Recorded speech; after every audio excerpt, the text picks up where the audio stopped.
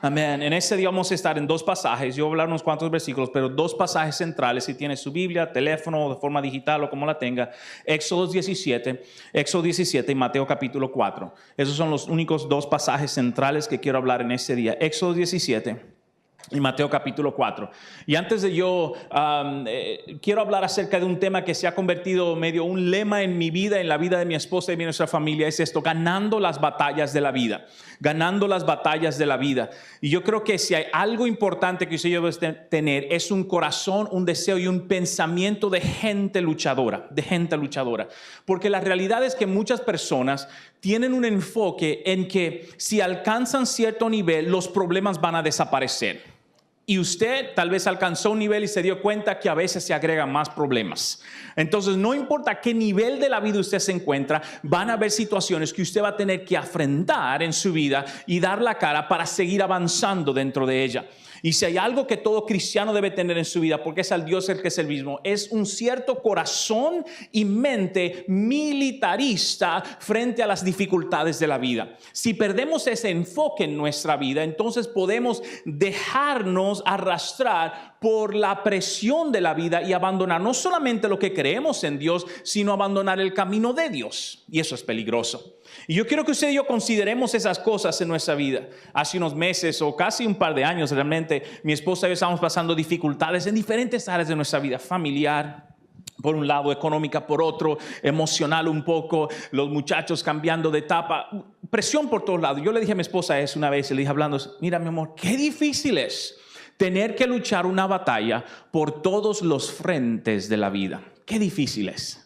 Qué difícil es. Una cosa es que si usted está bien económicamente, pero tal vez tiene un problemita aquí, pues tiene un problema que resolver, no dos. Pero si usted está por todos lados recibiendo presión, tiende a abrumarse la situación. El problema es que aquellos que venimos a Cristo necesitamos entender que en la vida hay lucha. De hecho, Cristo mismo lo dijo. En este mundo vamos a tener aflicción. Pero Jesucristo es tan sabio que no lo deja ahí. Él no te dijo, tú vas a pasar problemas. No. Él dice, vas a tener aflicción, pero anímate, que yo he vencido al mundo. Pero anímate que yo he vencido al mundo. Es decir, que Él nos da una perspectiva donde Él dice, hay problemas, pero el problema no es la situación que nos debe atacar, que nos debe detener en la vida. Y muchas personas viven a veces ignorantes de las operaciones del enemigo en contra suya para su progreso y para su vida. Y no debemos ser así. Hay personas que dicen, tal vez no lo dicen acá en esta iglesia, pero yo le he oído decir, pastor, mire, yo dejo al diablo tranquilo, y si yo dejo a ese señor tranquilo, él no me molesta a mí, entonces estamos bien.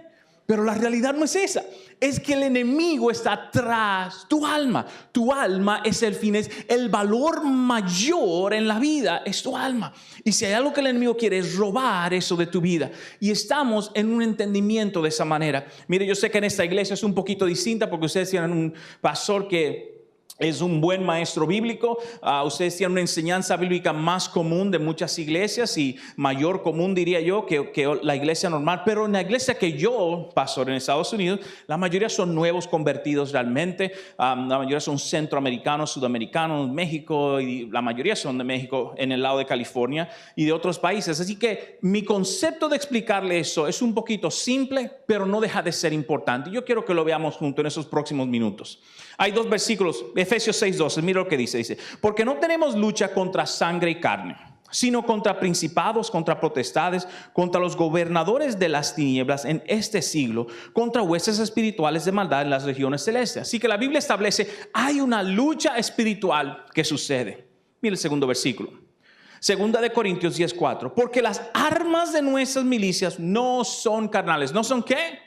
Carnales, no son carnales, no es algo físico, sino poderosas en Dios para la destrucción de fortalezas. Así que la Biblia establece una cosa importante, y es que usted y yo vamos a estar en guerra espiritual en nuestro caminar en la vida.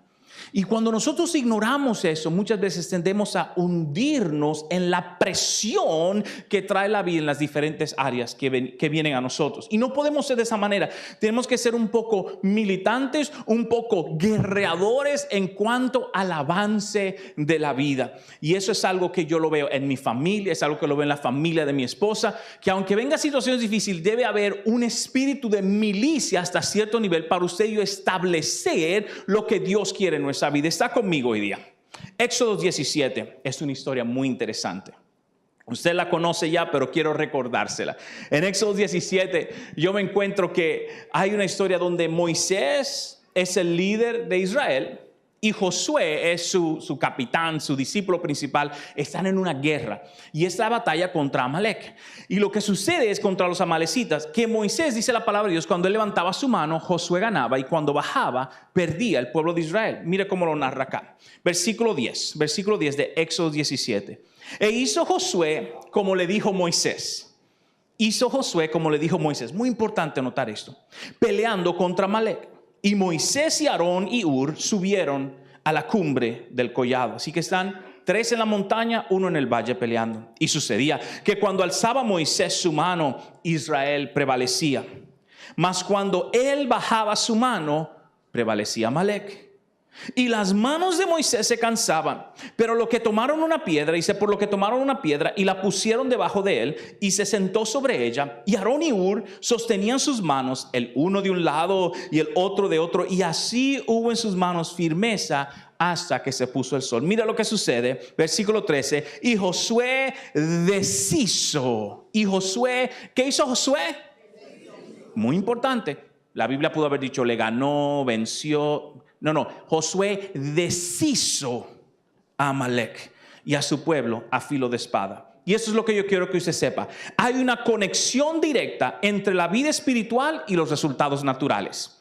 Hay una conexión directa entre la vida espiritual y los resultados naturales. Y eso es tan importante notar, porque muchas personas tienden a separar las dos cosas, lo que es su vida espiritual y lo que es el resultado natural. Y no. Hay una conexión poderosísima. Aquel que dijo, Jesús es mi Señor, aquel que dice, yo voy a caminar con Dios, le está diciendo a Dios que Él es el líder director de su vida desde ese momento en adelante. Y usted y yo necesitamos aprender a confiar el avance de nuestra vida a las cosas de Dios. Está conmigo en esta mañana. Súper importante usted y yo entender eso. Porque si no, tendemos a separar dos áreas de nuestra vida que son sumamente importantes. Mi vida espiritual y el resultado natural. Y mucha gente se pregunta, pastor, ¿y cómo sucede esto en mi vida? Porque yo voy a la iglesia y ¿verdad? Yo hago mi oración de vez en cuando. Todo eso es bueno, pero debe haber un espíritu casi militarista en nuestra posición acerca de determinar el avance de Dios en nuestra vida. Porque si no hacemos eso, el enemigo va a tomar el territorio que usted ha avanzado. El territorio en su matrimonio que usted avanzó, si usted lo afloja, el enemigo se lo coge. El territorio que usted peleó para avanzar en su negocio, en oración, en ayuno, en conversación, buscando sabiduría, si usted lo deja ir, el enemigo se lo va a tomar. El territorio que usted avanzó en su vida personal, decir, yo estaba metido en unos problemas personales grandísimos, pero Dios me ayudó, y luego usted baja la mano, el enemigo se va a meter de nuevo. Y al menos que usted y yo entendamos cuáles son las armas espirituales de poder mantener nuestra posición de avance en Dios, nosotros vamos a retroceder en este proceso. Y yo no quiero eso para su vida, ni tampoco lo quiere Dios. Y vamos a aprender de Jesús mismos, porque cuando venimos a la palabra de Dios, en el Nuevo Testamento, Jesús viene a ser el centro de nuestro enfoque en esta época. Mateo capítulo 4, si tiene su Biblia vaya ahí, porque puede subrayar unas cuantas cosas importantes y toma nota. En Mateo capítulo 4 es la tentación de Jesucristo. Y este episodio de la tentación de Jesucristo es tan valeroso para nosotros saber. Porque Jesucristo viene a enseñarnos unos principios claves que Dios lo hizo atravesar a Él para que usted y yo sepamos que usted y yo, como no somos mejores que Jesucristo, Él nos está enseñando y encaminando, debemos aprender esos mismos procesos en la vida. Y hay 3 estrategias que usted y yo debemos ver que Jesucristo utilizó. Mateo 4 dice así, Mateo 4 versículo 1 dice así. Entonces Jesús fue llevado por el Espíritu al desierto. ¿Quién llevó a Jesús al desierto? El Espíritu. Yo soy predicador, me gusta hablar entre usted y yo. Está bien, estamos en una conversación juntos, así que no se sorprenda. El Espíritu lo envió. Así que Dios lo está metiendo a él en un proceso de desarrollo. A Jesucristo. El ser humano perfecto tiene que pasar un proceso de desarrollo. Y a veces usted y yo decimos, Dios, pero sácame de esto. Jesucristo lo pasó también. Y nos está enseñando a nosotros algo interesante. Para ser tentado por el diablo. Ok. Hay una lucha espiritual, establece un principio espiritual muy importante. Versículo 2. Y después de haber ayunado 40 días y 40 noches, tuvo hambre. Para mí ese es el versículo más común de la Biblia, es decir, más lógico. El que ayuna 40 días y 40 noches tiene hambre. Si ese versículo era mío, dice, y ayunó 3 días y tuvo hambre. Lo cortamos ahí. Jesucristo duró 40 días y 40 noches y tuvo hambre. Muestra el lado humano de Jesucristo. Muestra el lado que se asocia con usted y conmigo. Muestra el lado de Jesucristo que dice, yo conozco tu problema, porque yo también tuve hambre. Yo conozco tu situación, porque a mí me faltó también en la vida. Yo entiendo dónde tú te encuentras, porque yo también estuve en ese mismo lugar. Y cuando las personas entienden que Jesucristo, siendo el grande, siendo el mayor, siendo el centro, siendo perfecto, se disminuye a nivel de entender mi conexión, entonces me ofrece a mí una ventanita para yo entender cómo yo seguir avanzando en la vida. Está conmigo en esta mañana. Y es tan importante entender eso porque la gente tiende a abandonar esos principios en su vida. Versículo 3 dice, y vino el tentador, nunca falta el problema.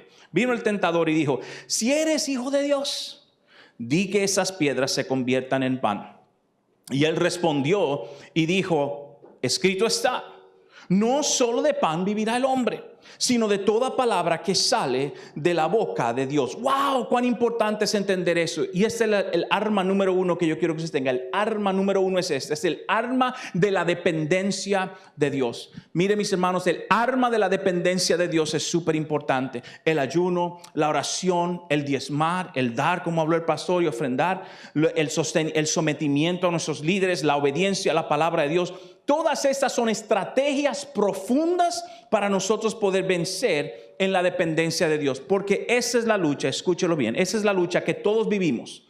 Luchamos contra la necesidad inmediata al depender de Dios por nuestra provisión. Luchamos contra la necesidad inmediata al depender de Dios. Le voy a contar un testimonio personal. Hace más ya de 12 años que ya pasó esto.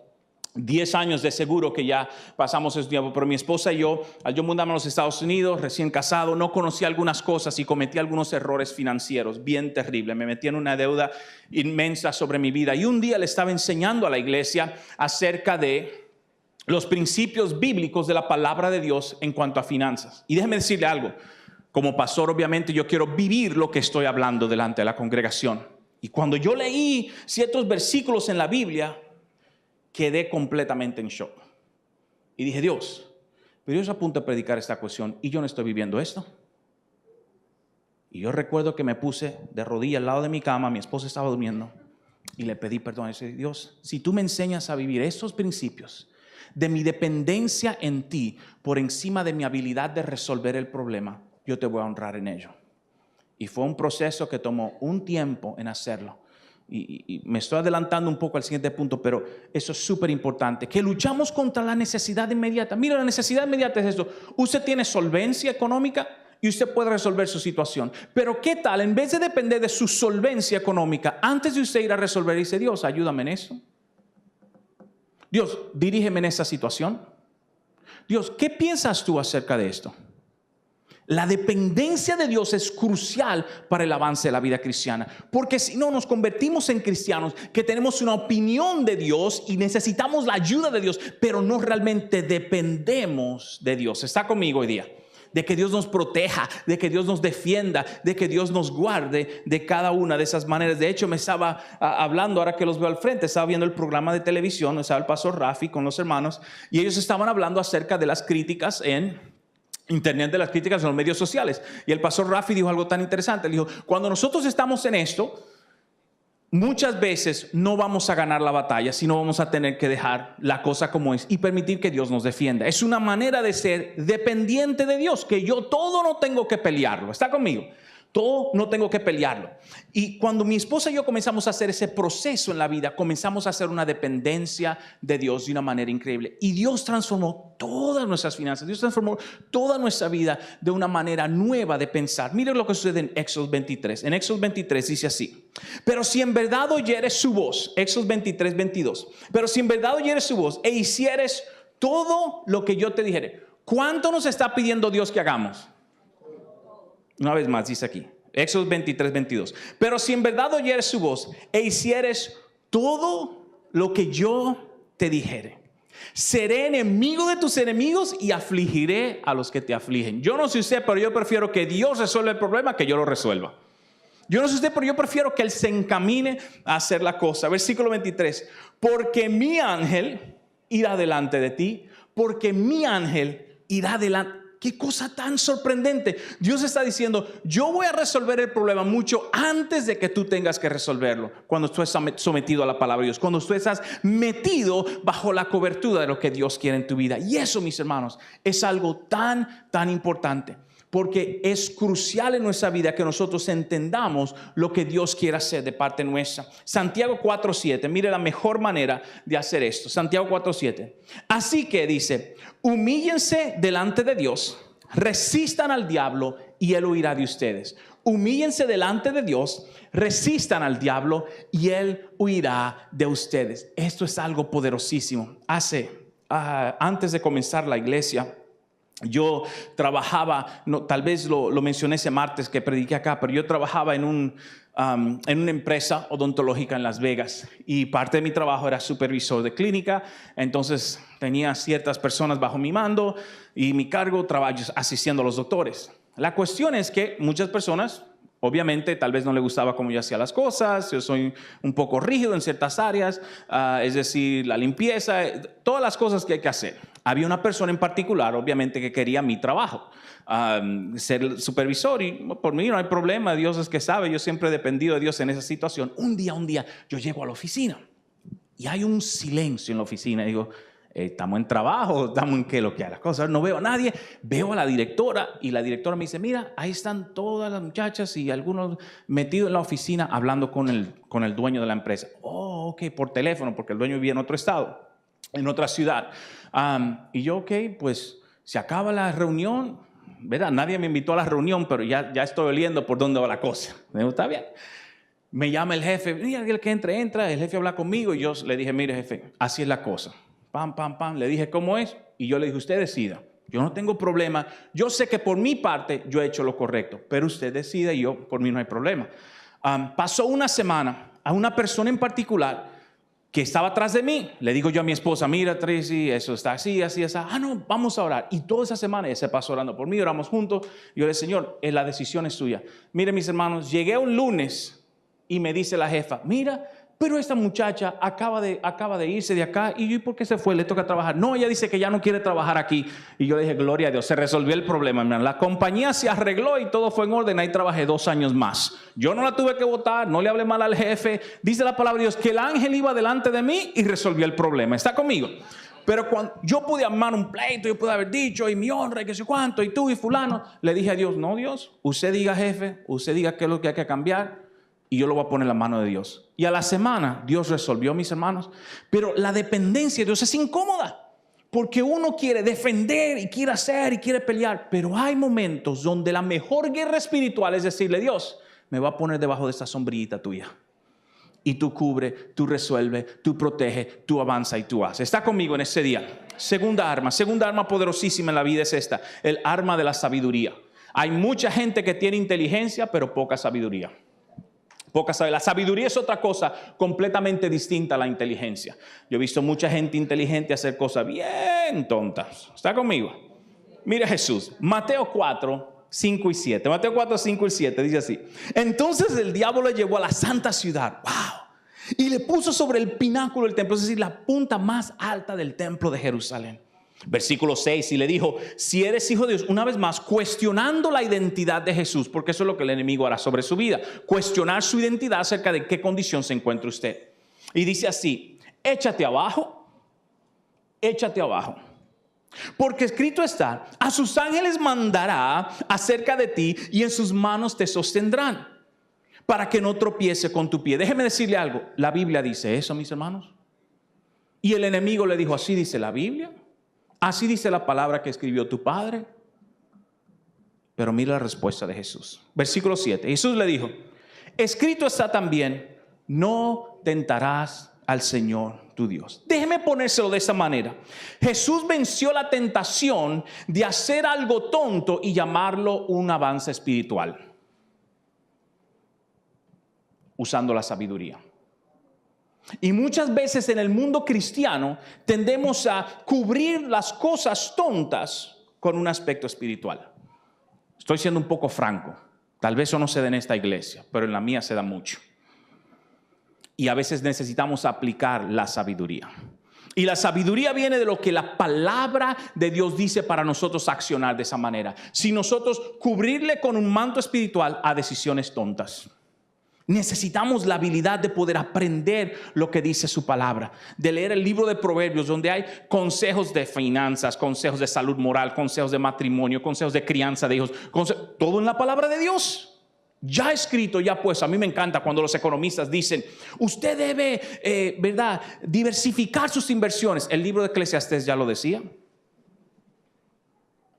Eclesiastés dice, no ponga todo en un solo lado. Así dice Eclesiastés.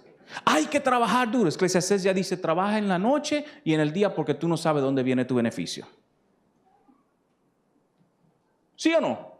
Entonces, cuando vemos la sabiduría de Dios por encima de la enseñanza del hombre, entendemos, Dios tiene una dirección para usted y para mí. Comenzamos a someternos bajo la dirección de Dios y utilizar su sabiduría para nosotros hacer lo que Dios quiere. Y para mí eso es la importancia de tener una dependencia de Dios en eso. El libro de Éxodo dice así, el libro de Éxodo 23, ahí mismo dice, usted se sabe el merengue, pero no se sabía el versículo. Dice, versículo 28, enviaré delante de ti la avispa, que eche fuera al heveo, al cananeo, al eteo que está delante de ti. Versículo 29 dice, no los echaré, mira la sabiduría de Dios, no los echaré de ti en un año. Espérate. Dios, tú me vas a resolver mi problema, pero ¿cómo que no se va a resolver de una vez? Y Dios dice, no, tú vas a estar en eso un año. Nadie quiere esa oración, ¿sí o no? Yo quiero que Dios me lo quite antes que se acabe el culto, que se acabe el problema. Y Dios dice, no, un año. Mire por qué. Un año. Si vas a estar ahí un año, para que no te quede la tierra desierta y se aumente contra ti las fieras del campo. La sabiduría de Dios. Versículo 30 le explica a Dios un poquito más y dice, poco a poco, diga poco a poco. Poco a poco los echaré delante de ti hasta que te multipliques. Mis hermanos, ese es un principio de sabiduría profunda. Mire lo que Dios le estaba diciendo. Mis hijos, ustedes son 3 gente. Y eso es 2 hectáreas de tierra. Hasta que tus hijos no crezcan, si te doy toda esa tierra, no la vas a mantener. Mejor te la voy dando por pedazo mientras tu familia crece. Al igual que usted. Si Dios le derrama toda la bendición que Él tiene para usted hoy, usted no la aguanta. Y es lo que muchas veces sucede, que la gente viene a la iglesia, ay, Padre, ampárame, estoy metido en tanto problema. Y el Señor está bien, mi hijo, escucho tu oración y usted no lo vuelve a ver en la iglesia. Pero aquí no se da, en esta iglesia no se da. En la mía sí. En la mía sí, ahí sí es verdad. Porque a veces el proceso es lento. El proceso es de dependencia en Dios. Dios tiene una sabiduría para trabajar en su vida y en mi vida, para hacerme sentir poco a poco. Mi esposa y yo, volviendo a la historia del proceso económico, pasamos un tiempo de dificultad. Y mire, yo duré 10 años sin venir a la República Dominicana. 10 años. No porque no me faltaba el deseo, pero yo le dije a Dios, Dios, esa tarjeta de crédito no se va a usar para eso. Yo voy a vivir de lo que usted me provea. Y nos tomó 10 años ordenar nuestras vidas para vivir de la manera que Dios desea. Yo hubiese querido estar aquí todos los años, pero durante 10 años yo tuve que trabajar con nuestra familia, enseñarnos a administrar, enseñarnos a utilizar principios bíblicos, enseñarnos a hacer las cosas en orden. Y luego de esos 10 años, la bendición de Dios se ha derramado sobre nuestra vida. Pero fue poco a poco, fue tiempo a tiempo. Fue difícil, fue incómodo, fue triste a veces. A veces mi mamá estuvo viviendo con nosotros un tiempo, ella se iba, yo no podía irme con ella. No, sacaba el dinero para sacarle el boleto de ella. Váyase usted. Y aprendí un principio muy profundo en mi vida. Y eso me enseñó a mí, yo voy a depender de ti, Dios. Y de repente cosas comenzaron a suceder cuando Dios vio que poco a poco yo estaba aprendiendo a depender de Él. Obviamente eso es mi trato personal, tal vez no es lo que Dios está haciendo con usted. Por favor, no lo tome como que usted tiene que hacerlo como yo lo hice. Fue lo que Dios tuvo que hacer en mi vida. ¿Está conmigo? En mi vida. Y aprender de esa manera, usted y yo trabajar. Último punto. El primero fue que Dios quiere que usted y yo dependamos de Él, tengamos un arma de dependencia. Número 2, que utilicemos la sabiduría de Dios. Y quiero terminar con esto, el arma de la adoración. Obviamente es un tema que yo no tengo que enseñar mucho. Esto es una iglesia muy única en cuanto a eso. Ambos sus pastores y también sus líderes, Mireya, Papo, todos son gente profundamente conectada en el mundo de la adoración. Y tal y como el pastor Rafi explicó y predicó mi último punto, así que no le voy a hablar mucho de eso porque ya él predicó eso. Pero la adoración no es solamente el cantar, sino es un estilo de vida que usted y yo debemos conectar con Dios de una manera increíble. Y miren lo que sucede aquí. Miren lo que sucede aquí. Está listo. Mateo 4, del 8 al 10 dice así. Otra vez. Esa palabra es tan interesante otra vez. ¿Sabe por qué? Porque cuando usted resuelve un problema, aparece otro. Jesús resolvió el primero, que era el del hambre. No, yo voy a depender de Dios. Está bien. El enemigo le tiró otra. Y dice la palabra de Dios que lo venció por ahí. Y luego dice el Mateo, otra vez. La cosa sigue. Y es por eso que si usted y yo nos ponemos en la vida, mira, hay batalla y hay lucha en la vida. No nos dejamos hundir del problema. ¿Está conmigo? Sino cuando viene uno dice, eso es una cosita más para que Dios se muestre. Eso es lo que es. Eso es otra cosita más para que Dios se glorifique. Eso es otro problema más para yo darle la cara a lo que la vida va a hacer conmigo. Es tan importante. Otra vez le llevó el diablo a un monte alto y le mostró todos los reinos del mundo y la gloria de ellos. Wow, mira todo lo que existe. Y le dijo, todo esto te daré si postrado me adorares. Miren, mis hermanos, Satanás sabe que la adoración es tan poderosa que le dijo al Hijo de Dios, yo que soy el dueño del mundo, porque Él es el príncipe de este mundo, hasta que Cristo tome posesión de Él una vez más. Dice, si tú me adoras, si tú me dices que yo soy el más grande en tu vida, te lo doy todo. Imagínense.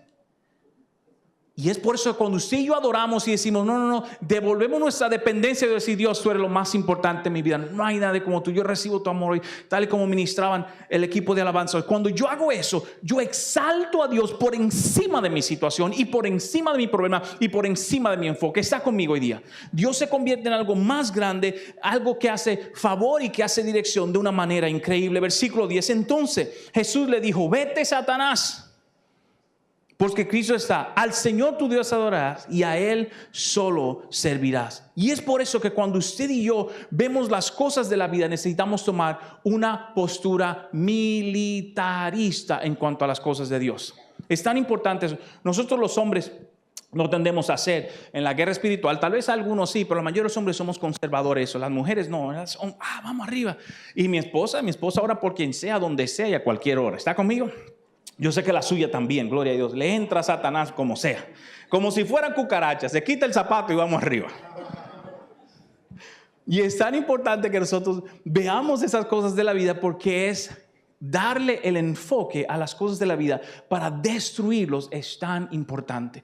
Porque cada uno de nosotros podemos edificar nuestros hogares como destruir nuestros hogares. Cada uno de nosotros podemos edificar nuestros negocios como destruir nuestros negocios. De acuerdo a que nosotros ponemos a Dios en ello. Y esa es la palabra de Dios para usted y para mí. Si hoy día hablé de diferentes cosas que no cuadró con su vida o sí cuadró, esto quiero que lo tenga en su vida y quiero terminar con eso. Deuteronomio 20 del 1 al 4 dice así. Cuando salgas a pelear contra tus enemigos, en la versión internacional, Deuteronomio 20 del 1 al 4 dice, cuando salgas a pelear contra tus enemigos, es decir, que la Biblia establece que usted va a luchar en la vida, pero su enemigo no es el vecino, su enemigo no es el fulano que lo cortó en la calle y le dijo dos cosas. La Biblia dice que nuestra lucha no es contra carne y sangre, no es contra gente, es contra el mundo espiritual. No es contra personas, es contra la gobernación espiritual. Usted destruye la emoción del enemigo si una persona con una sonrisa. Nosotros hemos ido a la tienda a comprar y está la cajera con una actitud mala. Yo no me voy a poner a pelear con esa señora. Una sonrisota. Y que Dios te ama, mija. Yo no sé lo que tú tienes arriba, está mal, pero Dios te ama. Hay algo que sucede porque ella no es mi enemiga, ella es un alma de Dios. Es un alma de Dios. Y nosotros destruimos las cosas espirituales al convertir la atmósfera en que está metida la situación, cambiándola con una palabra de dirección de Dios, transformando e influenciando de esa manera lo que Dios hace, simplemente al mostrar lo que Dios sucede. Mira lo que sucede. Veas un ejército superior al tuyo, con muchos caballos, carros de guerra, no les temas, no tengas miedo, porque el Señor tu Dios te sacó de Egipto y estará con ¿quién? Estará contigo. Versículo 2, cuando estés a punto de entrar, así que no, dice, cuando estés a punto de entrar en la batalla, el sacerdote pasará al frente y exhortará al ejército. Su pastor, sus pastores exhortarán al ejército con estas palabras. Oiga las palabras. Escucha, Israel, hoy vas a entrar en batalla contra tus enemigos. No te desanimes ni tengas miedo, no te acobardes ni te llenes de pavor ante ellos. Mis hermanos, Dios es increíble. Es decir, dice, cuando usted vaya al médico y tal vez le van a dar un diagnóstico que no le convenga, no eche para atrás. No cojas miedo. Diga lo que usted va a decir, que Dios tiene el orden de mi vida. Y se resolvió el problema. Dice, no, para nada. Tú vas al banco porque tienes un negocio y necesitas, no eches para atrás. No entre, bueno, yo no sé. Yo no sé si todavía se utiliza esa expresión aquí. Yo soy el hijo de Machepa y aquí no le dan nada a nadie. Todavía lo utilizan, ¿verdad? No te amedrentes, no te hagas menos. Tú tienes un respaldo que es distinto a la persona común. No des para atrás. ¿Está conmigo? No des para atrás, sino tú sigues avanzando en el proceso de Dios, porque Dios te da el favor para decir las cosas. Versículo 4 dice así: porque el Señor tu Dios está contigo. ¿Quién está contigo, mi hermano? El Señor tu Dios está contigo. Él peleará a favor tuyo y te dará la victoria sobre tus enemigos. Y es tan importante usted y yo tener ese concepto en nuestra vida. Si hay algo que yo he aprendido en este tiempo de mi vida, es que lo que yo deseo de Dios voy a tener que guerrear para obtenerlo en mi vida. Para que mi matrimonio siga funcionando, voy a tener que luchar por él. Si usted cree que porque mi esposa y yo somos pastores, no nos damos dos peleaditas de vez en cuando, ella siempre gana, pero hablamos. Eso es importante, que usted sepa, hay una guerra espiritual, que yo no tenga que defender a mis hijos en oración y cuidar de ellos por la presión escolar, por la presión social. Eso es normal, pero si yo me siento y digo, bueno, así es la cosa, así está la sociedad, así está la vida, o no. Los hijos de Dios tienen una postura distinta en cuanto a la vida que la persona regular. Y para usted y yo ganar la batalla de la vida, vamos a tener que darle la cara a la situación de la vida. ¿Sabes qué? Con Dios esta cuestión se resuelve. Con Dios esta situación avanzamos. Con Dios hay provisión en mi situación. Con Dios hay sanidad sobre mi cuerpo. Con Dios se resuelve mi matrimonio. Con Dios no me voy a amedrentar. El salmista termina con eso y dice así, Salmo 58:9, en la versión viviente, dice: mis enemigos emprenderán la retirada cuando yo clame a ti por ayuda. Me encanta eso. Y el salmista termina diciendo: una cosa sé, Dios está de mi lado. Una cosa sé, Dios está de mi lado. En la versión viviente, lo repito una vez más: una cosa sé, Dios está de mi lado.